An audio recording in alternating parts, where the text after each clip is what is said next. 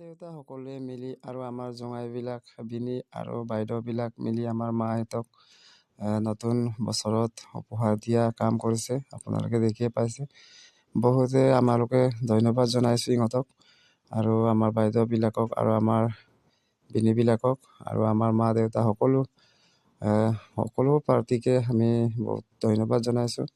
আৰু আপোনালোকেও এই ভিডিঅ'খন চাই যদি কমেণ্ট কৰিব নাপাহৰিব আৰু লাইক কৰিব নাপাহৰিব আৰু শ্বেয়াৰ কৰিব নাপাহৰিব। আমাৰ সেইটো হৈছে আমাৰ চবৰ পৰা ইম্পৰ্টেণ্ট মিচিং পৰম্পৰাৰ নিয়ম নীতি। সেইটোৰ কাৰণে এই ভিডিঅ'খন মই আপোনালোকৰ বাবে বনাই দিয়া হৈছে। Thank you. আৰু সকলোৱে জানে আমাৰ ঘৰৰ পৰিবাৰৰ আৰু ছোৱালী আমাৰ দিদি বাইদেউবিলাকে কোন কোন জেগাত বিয়া হৈছে। কিছুমানে বড়ো আছে, কিছুমানে গালং আছে, কিছুমানে আছামিছ আছে। আপোনালোকে চবেই চাই চিনিয়ে পায়।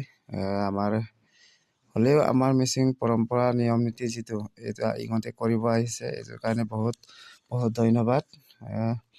আমাৰ ইটানগৰত আৰু চিমেণ্ট চাপৰি, ঢেকীয়াজুলি আৰু নামে সকলো দীপা সকলোৱে আহিলে আৰু আমাৰ দেউতাৰ সৰু বায়ৰ দেখা পাম। য'তৰ পৰা ইহঁতৰো 3জন আহিলে, ইহঁতে মিলি 2জন বাপেকৰ সন্তান 2জনে।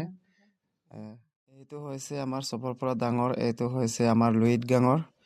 আমাৰ সকলো চবৰ পৰিবাৰৰ পৰা ডাঙৰ দেউতাৰ